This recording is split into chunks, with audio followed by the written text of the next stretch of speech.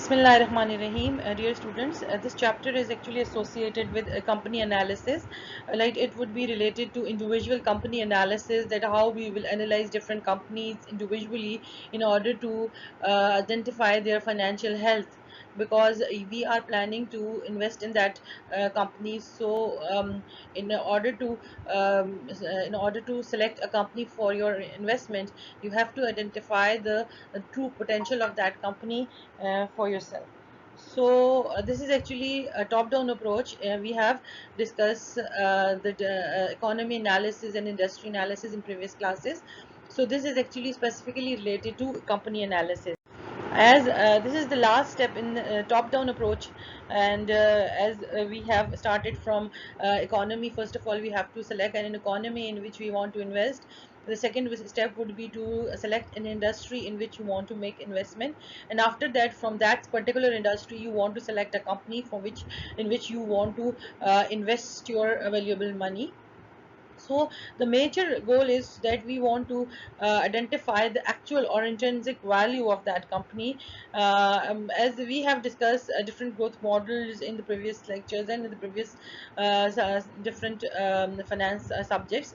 So we have discussed constant growth version of dividend discount model, in which this formula is used, that is the dividend at the first period divided by k minus g. K is actually the required rate of return on a common stock, and minus g is the growth rate of dividends. So based upon that, if there is a constant growth in the dividends of a company, and this growth is constant, so how much amount of money you will be recovering from that, or what would be the intrinsic value, or what would be the current price of that stock would be. So based upon that, we will justify that whether it is beneficial to invest in that company or or not. And also we have to see different other fundamental aspects, like many other financial aspects, many other things which can be helpful in determining the intrinsic value of that company. Now these fundamental analysis or aspect which can be used in order to determine the intrinsic value of the company might be earning multiples, which can be estimated by taking estimated earning price per share multiplied by justified price earning ratio. So based upon that, we can detect or we can identify the earning multiple of that company. Or we can also see that whether the stock is undervalue, overvalues, or if the intrinsic value is larger or smaller than current market price. Based upon that, we can make our justification that whether we go for that stock or not. Then also we have to focus on earnings and price earning ratios, like how much dividend is paid from earning, and also what are the relationship between earnings and the stock price changes in the market. So this will obviously give you an understanding of the intrinsic value of the company, that how the company is growing and how much amount of wealth you will be generating if you invest in that product, in that stock or in that company. So these fundamental analysis were quite helpful for you to make this judgment. Now, accounting aspect is also very important in order to derive the earning, like how we can determine EPS, earning per share. Obviously, for that we have to identify what is the earning, and this earning per share is obviously divided from calculating the total amount of earning divided by the total amount of outstanding shares. So all this information is provided by accounting data and financial statements, and this because all this information would be helpful for comparing different country companies. Not only that, you can also compare the previous performance of a particular company with its current performance. That is called as vertical analysis. Not only that, you can make horizontal analysis, in which you can compare performance of different companies. But we have to see that how you can use this statement. Obviously you can use these statement by particularly seeing the extracting the important information. You can also use ratio analysis for making comparison and for evaluating the performance of different companies. Then when you see basic financial statements, so first of all this comes the balance sheet. A balance sheet is actually a sheet which will provide you the financial position of the company at a certain particular time. The major information which you will get from the balance sheet is the information regarding assets, which include the cash, non-cash assets. Then obviously you also see that what type of depreciation method is being used for fixed asset, and there are also different methods which are being used for inventory evaluation and determining the value of cost of goods sold in inventory, which we have already discussed in financial accounting and accounting. So this is actually very important to identify all these information for identifying or for measuring the performance of the company. Then another information you will get from your balance sheet is your liabilities.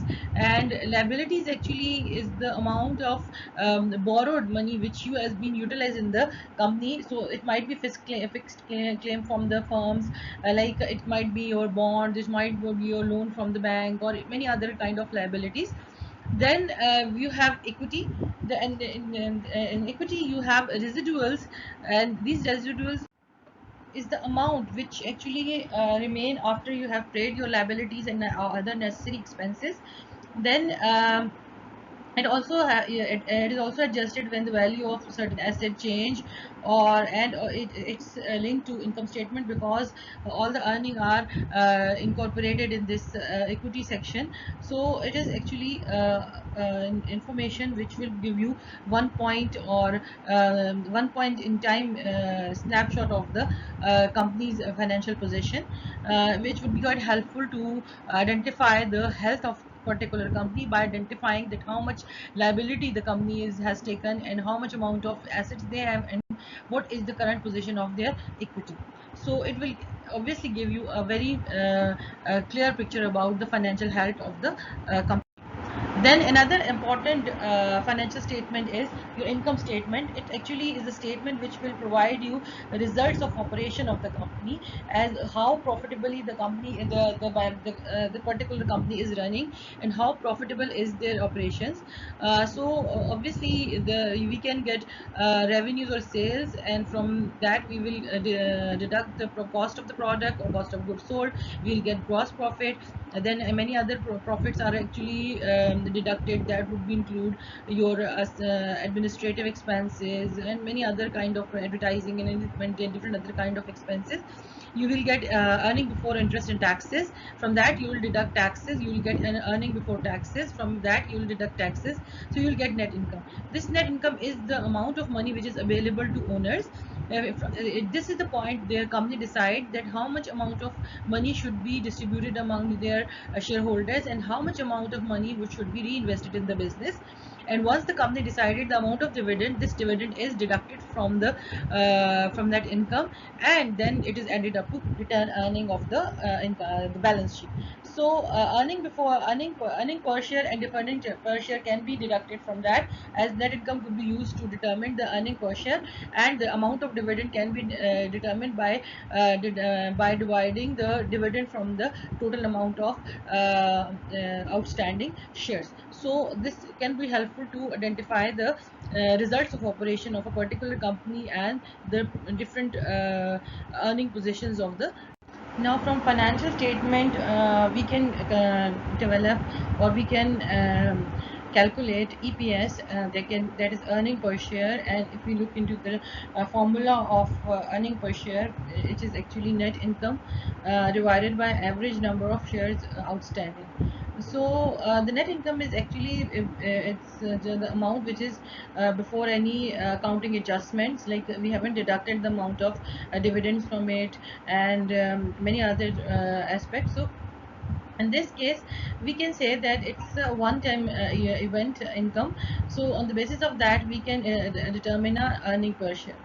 And when we talk about a certified statement, because when the companies are publicly registered, or when there is public limited companies, so they are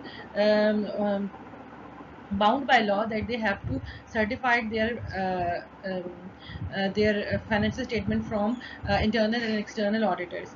But it's also important to see that auditors do not guarantee the accuracy of the earning, but they only see that whether these financial statements are fairly presented or not. They only see the objective evidence related to many items included in the financial statement, and all related to and other related issues. So in this case, so being an investor, it's very important that we should understand that many problems are associated with these reporting earning. EPS cannot be used, it's not actually a very accurate or precise figure which can be used for comparing the company's previous performance with its current performance, or comparing performance of different companies, or you can also say that many other alternative methods, accounting treatment, can be used to use for preparing of financial statement. So it would be difficult for an investor or for a person who is analyzing companies for its investment, that they could measure a true performance of a company by one method.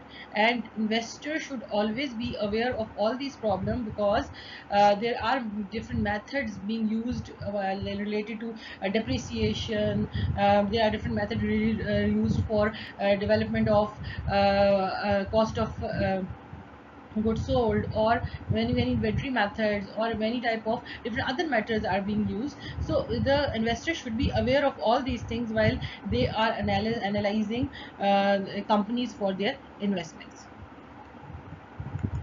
Now, another aspect is that there are many problems areas in GAAP. That is, GAAP is actually generally accepted accounting principles on the basis of which different accounting information is recorded in financial statement and financial books. But nowadays, if we see that many of the intangible assets are more important, and they are providing more benefit as compared to plant and equipment, which were providing more benefits in the previous periods. Also, research and development need more and more of your budget, and you have to make substantial investment in research and development. And if you look into the balance sheet, you cannot see the amount of research and development in the balance sheet.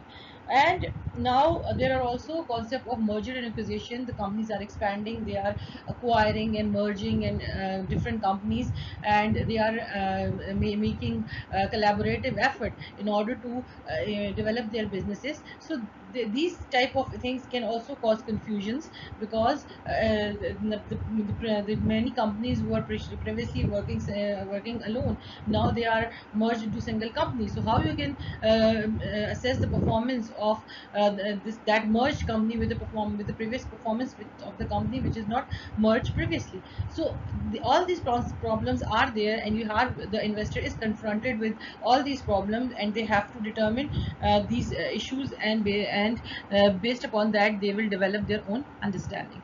Then another thing, while you are developing or analyzing the company's profitability, is that we have to determine the profitability of a company, and we have to analyze different measures through which you can determine the true profitability of the company.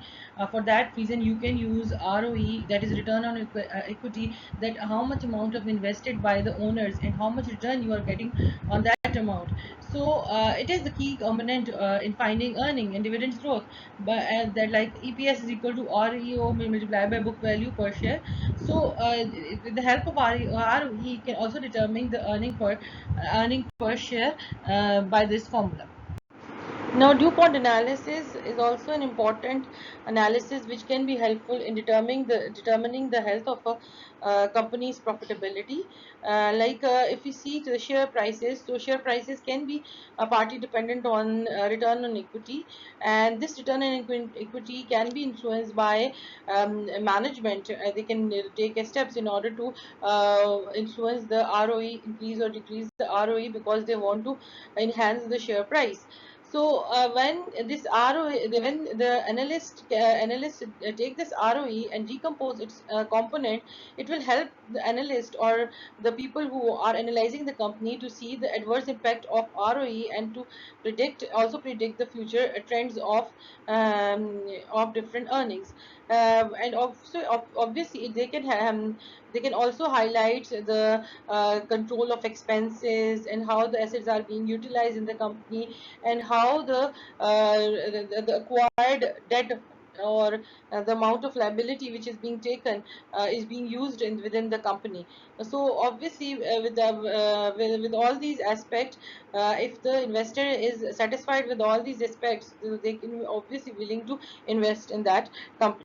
So when you talk about ROE and DuPont analysis, this ROE depends on the product of profit margin on sale, that is equal to EBIT divided by sales, total asset turnover, that is sales divided by total asset, and interest burden is equal to pre-tax income divided by earning before interest and taxes. And thus tax burden is actually net income divided by pre-tax income, and financial leverage is actually total asset divided by equity.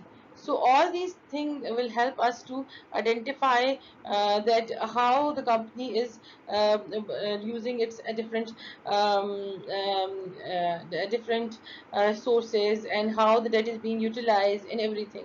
So the ROE is equal to EBITD efficiency multiplied by asset turnover, multiplied by interest burden, multiplied by tax burden, and multiplied by leverage. So with the help of this, you can determine ROE, and with the help of this components like EBIT efficiency will give us the earning before interest and taxes on sales, that how much amount of earning we're getting from the sales, and the asset turnover will tell us that how much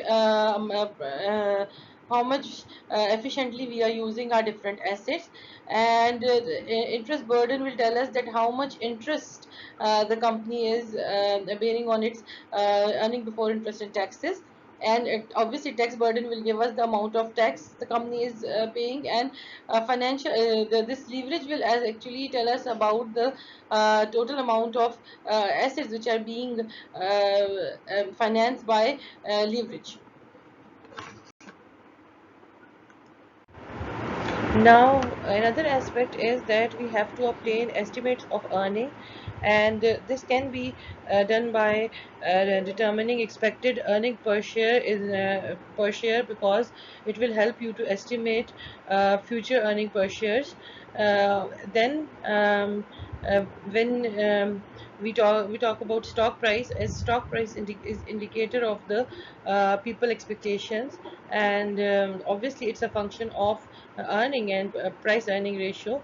So investors are estimate expected growth in dividends and earning by using quarterly and annual earning per share. So with the help of earning per share, they can be easily determine the earnings and the dividends which are expected to grow, and which are actually the company would expected to pay to their investors, because both of this them will increase the earning of the investor on its investment.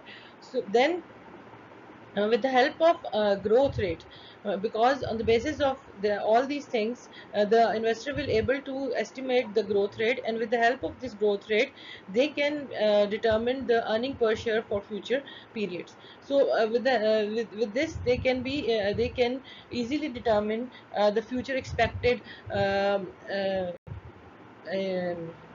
value of the company, and whether it's worthwhile, or whether it's beneficial for a investor to invest in that company.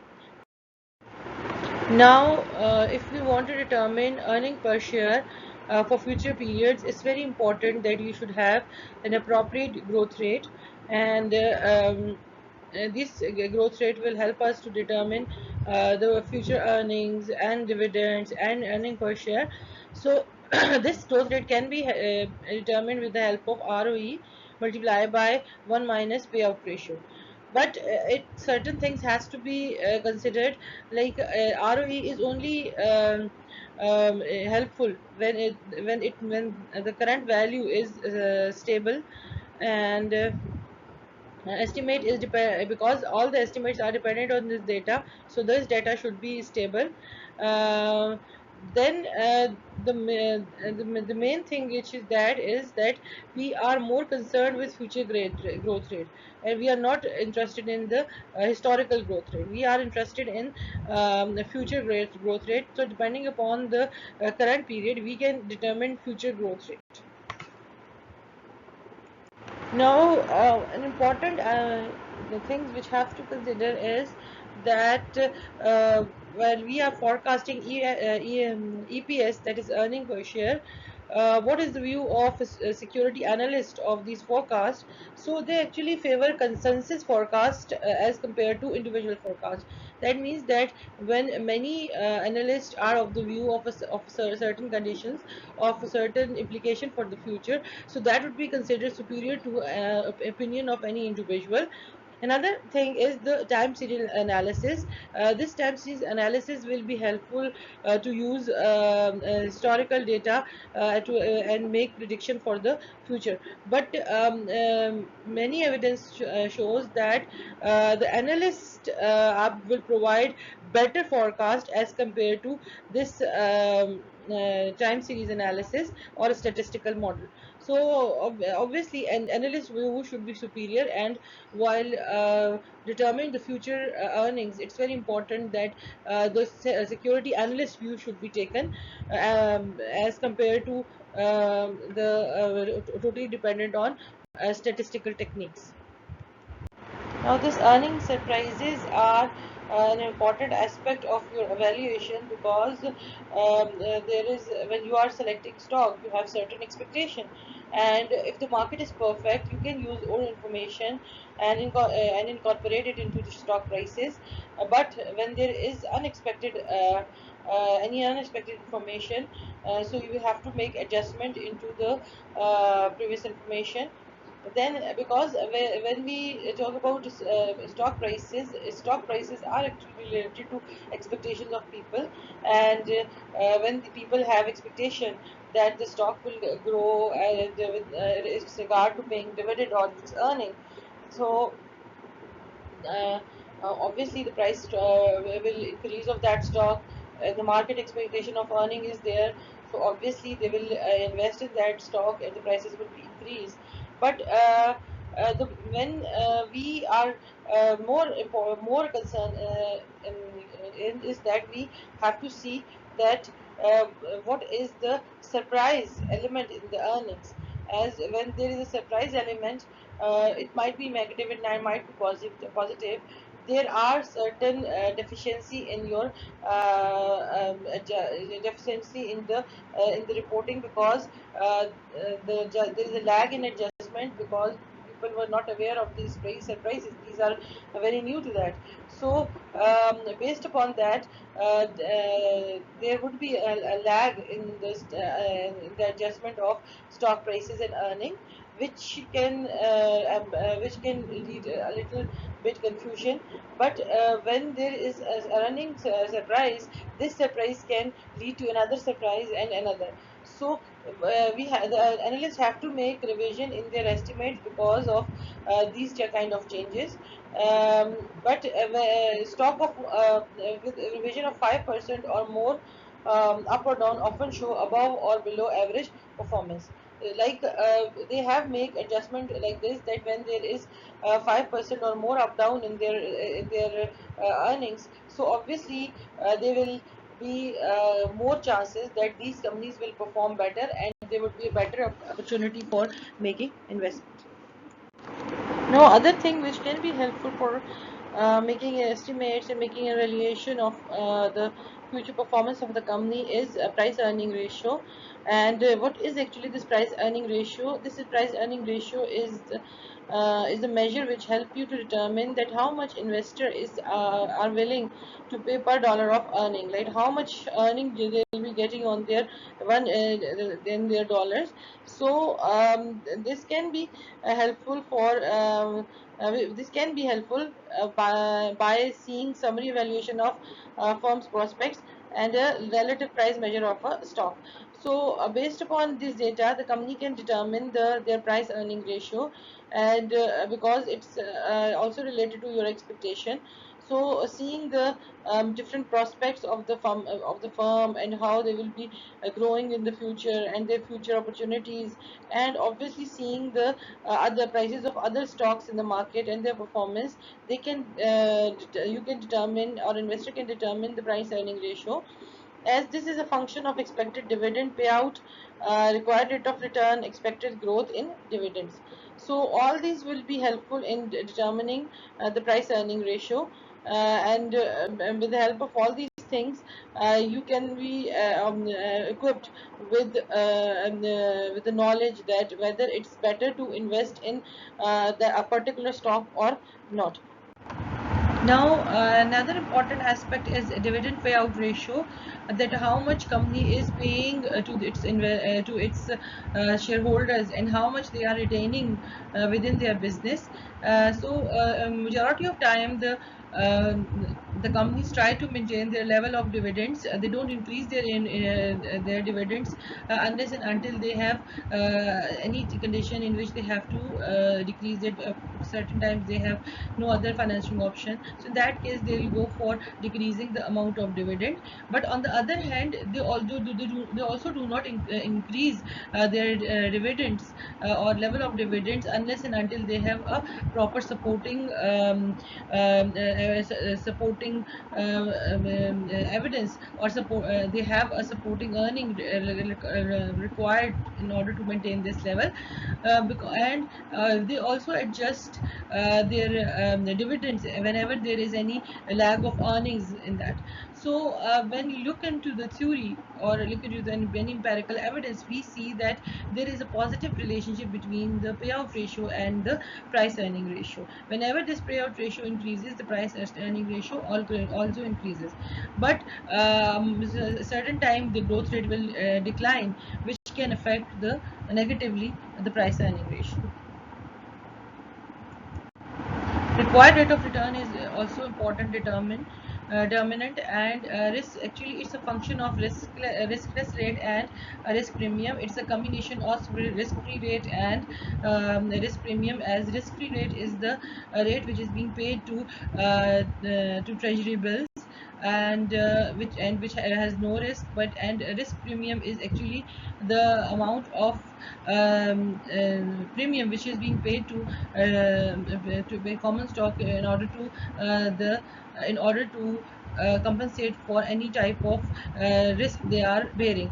So the constant growth version of dividend discount model can be arranged so that we can determine the required rate of return, which is actually K is equal to D1 divided by P naught plus G. So this required rate of return would be helpful in determining forecast for future earnings of the stock. Uh, but we can also see that this required rate of return is important, and there are certain relationship with that, because risk premium for the stock is regarded as the compensation of risk which is being bared by the common stock, by taking business, financial, or any other type of risk. And if this risk premium rises, the required rate of return also rise, and the price will fall. On the other hand, if this risk-free rate rises, the required rate of return also increase, and the price will fall. And we can also say that discount rate and the price earning ratio has an inverse relationship between each other. Then expected growth is also very important, and this growth rate will tell us that how much the company's earning is increasing. And this is a function of return on equity and the retention rate. On equity is the amount of return or profit the company is generating on its equity, and the amount of equity invested. And retention rate is actually the amount of earning which is not being paid to the dividends. This amount is actually being reinvested invested in the business. It is also called as retained earning. So growth is equal to ROE multiplied by 1 minus payout ratio. So when based upon this understanding, we can say that whenever the growth rate increases, there will be higher higher price earning ratio. And this price earning ratio is obviously dependent upon the confidence of investor which they have in the expected growth of a particular stock. And obviously there are reasons for earning growth, like with the investor is seeing the opportunities for the company, or they can see the potential of the major corporate leaders, or the management leaders in the company. So obviously they can see the growth in that stock, so obviously they'll invest in that stock. Now, when we talk about fundamental security analysis in practice, we can see that there are many complexity in determining different kind of measure. And whether there are analysts, whether they are they're investor, they'll try to make estimates regarding different things. It might be earning, it might be required rate of return, it might be growth, because they want to have price earning ratio to determine the actual or intrinsic value of the stock in which they want to invest.